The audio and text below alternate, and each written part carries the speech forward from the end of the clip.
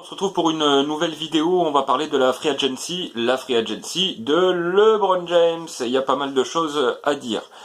Alors, on va essayer de faire les différents scénarios, les plus, les moins dans chaque club qui pourrait se présenter. On commence par le premier cas de figure, LeBron reste à Cleveland. Alors pourquoi il resterait à Cleveland? Tout simplement parce que c'est chez lui, qu'il éviterait le risque de partir dans un troisième club, porter un troisième maillot. On sait très bien que les joueurs légendaires type Jordan, Kobe, Duncan, c'est un voire deux maillots. Bon, Jordan c'est deux maillots, mais on n'en s'en souvient que d'un. Voilà. Donc il y a ce risque-là. S'il reste à Cleveland jusqu'à la fin de sa carrière, au moins il passera pas pour le joueur qui est un peu comme Shaquille O'Neal qui à la fin de sa carrière est passé de franchise en franchise et finalement ça n'a pas donné grand chose. Bon, il a quand même chopé un titre à Miami, mais après c'était un peu n'importe quoi. Donc voilà, faut éviter ça aussi. Et puis après, bon, c'est un peu difficile aussi de quitter sa ville, son club, sur un sweep, quoi. C'est un peu le capitaine qui quitte le bateau, quoi. Donc bon voilà, il y a un peu ça à gérer, mais bon, LeBron, franchement, je pense pas que ça puisse le gêner, quoi, honnêtement. Dans la partie des moins, il y a le côté basket, quoi. Et puis alors là, c'est un peu compliqué. C'est un peu compliqué parce qu'il y a des gros contrats. Il y a George Hill qui a 37 millions et encore 2 ans. Tristan Thompson c'est 35 et 2 ans. J.R. Smith c'est 30 millions sur 2 ans encore. Clarkson c'est 2 ans et 25, etc. Et les Korver, Kevin Love, à la limite c'est pas le plus gênant. Kevin Love, d'une part il a une valeur marchande, on peut l'échanger. Mais au-delà de ça, il lui reste une année de contrat et 25 millions. C'est pas un scandale non plus, quoi. Voilà, mais ça veut dire en gros, il faut attendre 2 ans à LeBron pour pouvoir choper du gros free agent. Alors après, ils peuvent monter des trades, ils peuvent faire quelques économies à droite, à gauche, mais ils sont pas dans une super situation pour attirer du gros free agent, quoi. Et même au niveau de la valeur marchande, pour échanger du J.R. Smith, à la limite Clarkson, il est assez jeune, donc ça peut se faire, mais voilà, J.R. Smith, Korver, tout ça, c'est super chaud à trader. Et au-delà de ça, il y a une relation assez tendue avec le front office, avec Dan Gilbert, et au niveau du coaching, Tyronn Lue, clairement on a vu que c'était pas l'homme de la situation. Donc voilà, il y a pas mal de problèmes à Cleveland à gérer, pas sûr que LeBron ait envie de rester. La deuxième situation, c'est le retour de LeBron James à Miami. Alors, ça serait c'est son deuxième chez lui. À Miami, il a gagné des titres, il a du palmarès. Il retrouverait un vrai coaching staff avec Eric Spoelstra, qui est un excellent coach. Tout ça drivé de main de maître par Pat Riley. Pat Riley, c'est gage de sérieux, de compétitivité, etc. Et puis Riley, il peut monter des trades. Hein, il a déjà fait dans le passé. Donc voilà, il prend pas forcément un risque énorme. Il retourne à Miami. Il a ce fameux troisième maillot. Il prend pas le risque. Voilà. Et dans la partie des moins, je dirais que sportivement, c'est pas exceptionnel Miami. C'est une équipe sérieuse, compétitive, combattante, mais pareil, il y a des gros contrats. Alors il y a Chris Bosh encore dans le roster l'année prochaine avec 26 millions de dollars. Alors peut-être qu'on peut que Pat Riley peut l'amnistier, je sais pas, j'ai pas regardé ça. Il y a du Whiteside de 2 ans et plus de 50, du Josh Richardson qui coûte très cher, du Tyler Johnson qui va entamer 2 ans et 40 millions de dollars. Voilà, il y a beaucoup de moves à faire. Déjà pour signer LeBron, pas forcément la possibilité de signer un autre gros free agent. Donc du coup, ça ferait une équipe de Miami qui jouerait très franchement dans le top 4 à l'Est. Mais honnêtement, je pense que peut-être ça joue même pas les finales de conférence, quoi, parce qu'il y a Philadelphie, Boston, voire Indiana même qui pourrait rentrer dans tout ça. Ensuite, je vais vous donner une grosse cote. Alors c'est un peu ma grosse cote. Voilà, j'ai sorti le maillot. C'est le maillot de Dallas. Alors Dallas, ils ont des atouts, notamment financièrement. Clairement, ils peuvent signer LeBron. Il n'y a pas de souci. Ils peuvent même signer un deuxième free agent, ça pourrait être Chris Paul, ça serait une super idée. Bon, Chris Paul, a priori, il va rester quand même à Houston. Mais bon, pourquoi pas. On se met à imaginer un petit peu la signature de LeBron et Chris Paul. On se retrouve avec un 5 majeur. Chris Paul, Dennis Smith, Harrison Barnes, LeBron James. Et en plus, ils ont le 5e choix. Donc, ils peuvent, lors de la draft, récupérer un Mohamed Bamba, par exemple, qui peut être un vrai protecteur de cercle. Et sur le banc, du Nowitzki, du Barea, du Matthews, du McDermott, etc. Donc club super intéressant. Déjà c'est un bon marché. On est dans le Texas, on paye pas d'impôts, ça intéresse toujours les joueurs. Et je pense que s'ils font voilà LeBron plus un autre joueur, alors en termes de meneur après, c'est pas folie pour la free agency, mais bon, Dennis Smith il peut faire le boulot à la main, il n'y a pas de souci. On peut intercaler un deuxième arrière au milieu assez intéressant, ou se renforcer avec un pivot. On a parlé beaucoup de DeAndre Jordan, même si c'est plus vraiment dans les tuyaux DeAndre Jordan à Dallas, mais voilà, il y a moyen de faire quelque chose, et je pense que ça serait un vrai contender sans pression. Sans pression, parce que ils partent de loin, voilà, ils sont sur une espèce de semi-reconstruction, et puis voilà, avec LeBron, ça aurait de la gueule, j'ai l'impression. Après, clairement, il faudrait se renforcer à l'intérieur pour être crédible, et surtout pour aller jouer les Warriors. Je pense que on peut pas les jouer. Les Warriors, on peut pas les jouer en face à face, quoi. Il faut jouer vraiment sur leur faiblesse, avoir une grosse défense, les enquiquiner et être puissant à l'intérieur. Voilà. Ensuite, alors je passe vite fait sur Minnesota, parce que Minnesota, ils ont peut-être la possibilité de signer LeBron, mais honnêtement, je vois pas LeBron aller vivre dans le Minnesota. Ils ont une image de loser en plus, les Wolves. C'est un petit marché, c'est pas à la hauteur de King James, mais par contre, si on réfléchit un peu, alors on bouge Wiggins, on récupère un peu de cap space pour signer LeBron, et on se retrouve avec Jeff Teague, Butler, LeBron, Gibson et Kat. Donc voilà, ça aurait vraiment de la gueule, mais bon, je passe dessus parce que je vois pas du tout LeBron aller jouer dans le Minnesota. Par contre, je vais citer San Antonio, et là je pense qu'il y a un vrai coup à jouer pour les Spurs. Parce que déjà, bon, il y a une vraie académie de jeu. Bon, on les connaît, les Spurs. Hein, c'est un jeu huilé, etc. Et, voilà. Au-delà de ça, je pense que s'il y a un coup à jouer, c'est avec Popovic.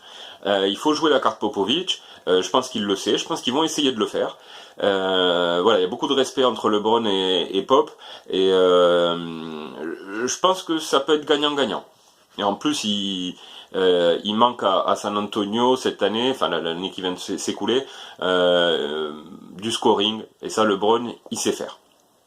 Pas beaucoup de moves à faire pour le signer. Il faut réussir à dégager Danny Green, Rudy Gay. Il faut pas re-signer Tony Parker trop cher, limite pour le minimum vétéran. Mais peut-être que Tony, du coup, ça peut l'intéresser, quoi, de signer au minimum pour une année.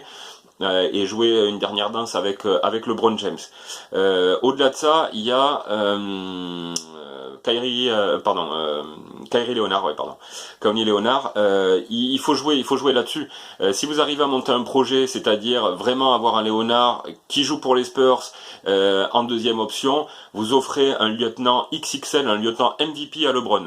Bon, LeBron, bon déjà c'est pas un grand défenseur LeBron, mais là vous laissez Leonard défendre. LeBron s'amuser en attaque avec Aldridge. Franchement, ça peut vraiment le faire. Il y a même moyen de monter, au pire, si Léonard est pas d'accord, de monter un trade et de récupérer quelques joueurs super intéressants, sachant que sur le banc, il y a du Ginobili. On peut recruter un meneur et mettre Dejounte Murray 6-7e homme. Donc franchement, il y a quelque chose à faire, quoi. Il y a quelque chose à faire, et je pense que pour le coup, San Antonio, c'est même si une équipe qui perd face aux Warriors, elle a toujours un peu embêté les Warriors quand même, notamment quand il y avait Léonard. Donc voilà, c'est vraiment pour faire une dernière danse, essayer d'aller choper un titre avec Gasol, LeBron, Aldridge, Ginobili, pourquoi pas Tony Parker de nouveau. Voilà, ça peut le faire. Je pense qu'il y a une vraie carte à jouer, surtout pour Popovic, quoi. Il faut jouer le côté je suis le meilleur coach de l'histoire, et ensemble on va aller chercher un titre. Voilà, et puis je vais finir avec trois autres équipes. Les Lakers d'abord. Alors les Lakers, eux, ils ont tout pour signer LeBron. parce que ils ont du cap space, ils peuvent vraiment avoir deux gros joueurs, LeBron et Cousins, par exemple, LeBron et Paul George, même si je vois pas trop l'intérêt de prendre Paul George très cher alors qu'on a Kuzma et Ingram. Bon, voilà, ils peuvent monter des trades, ils ont des jeunes joueurs, il y a la présence quand même de Magic Johnson et de Pelinka. Bon, je veux dire, ça calme quand même. Du jeune talent, Ball, Ingram, Kuzma. Voilà, plus qu'intéressant du côté des Lakers. Pas trop de pression parce qu'on est sur une équipe jeune en reconstruction. Donc, pas de pression. Je veux dire, si LeBron, il signe, et s'il y a que LeBron qui signe aux Lakers, on n'attend pas d'eux qu'ils aillent prendre un titre. On les attend dans les playoffs, jouer les troubles fêtes, mais pas prendre un titre. Bon, avec un deuxième gros joueur, avec DeMarcus Cousins par exemple, là on s'attend un peu plus à un contender. Après dans la partie des moins, je dirais que c'est un peu compliqué les Lakers parce qu'il y a encore le fantôme de Kobe. Donc voilà, il faudrait chasser ça pour LeBron, pas forcément facile. Et puis voilà, pas sûr de gagner les Warriors, loin d'être au niveau des Warriors quand même, avec une équipe très très jeune comme ça.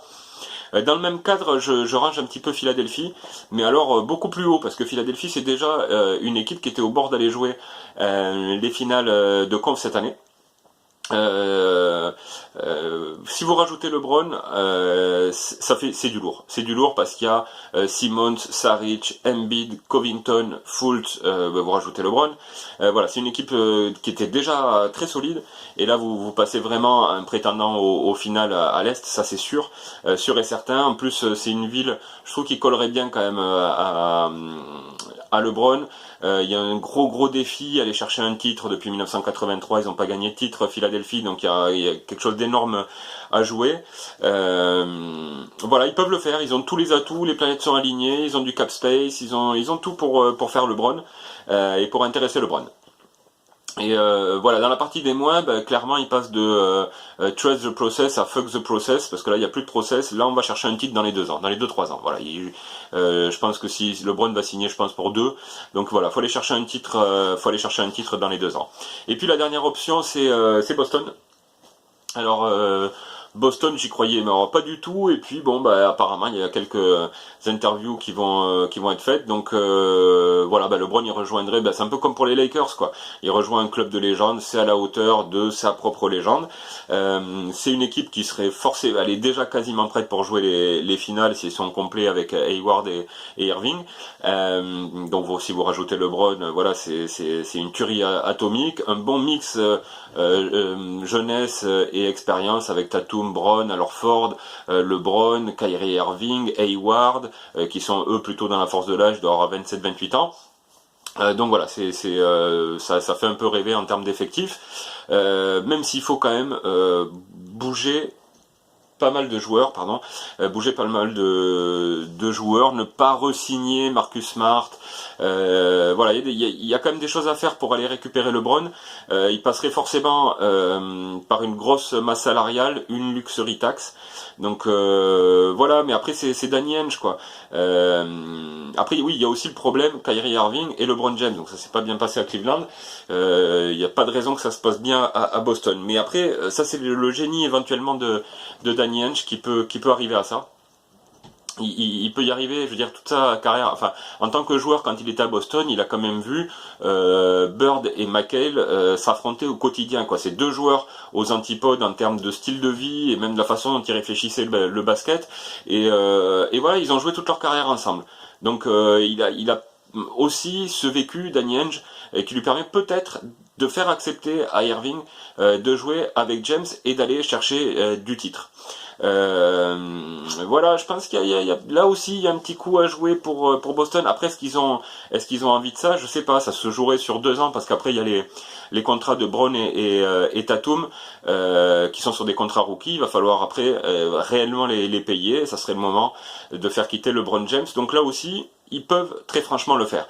Moi après, si je dois donner mon avis, je pense que les deux plus probables, c'est plutôt Philadelphie, parce qu'il resterait à l'Est et qu'il y a quand même franchement quelque chose à jouer. Et les Lakers, pour le côté image de sa fin de carrière, un truc sympa à jouer sportivement, mais je pense que ça va pas chercher de titre. Mais voilà, pour la légende, les Lakers c'est un peu en déficit d'image. Ils n'ont pas de gros joueurs, ils n'ont pas de All-Star, en tout cas pas pour l'instant. Voilà, ça serait gagnant-gagnant pour les Lakers, quoi. Et éventuellement, voilà, petite cote sur San Antonio quand même. San Antonio, ils peuvent faire un truc, moi je pense. Il faut vraiment le tenter avec Léonard. Il y a quand même des atouts indéniables. Voilà, on verra ça d'ici, je pense, un mois, grand max, on sera fixé et on verra tout ça. À très bientôt, on peut en discuter.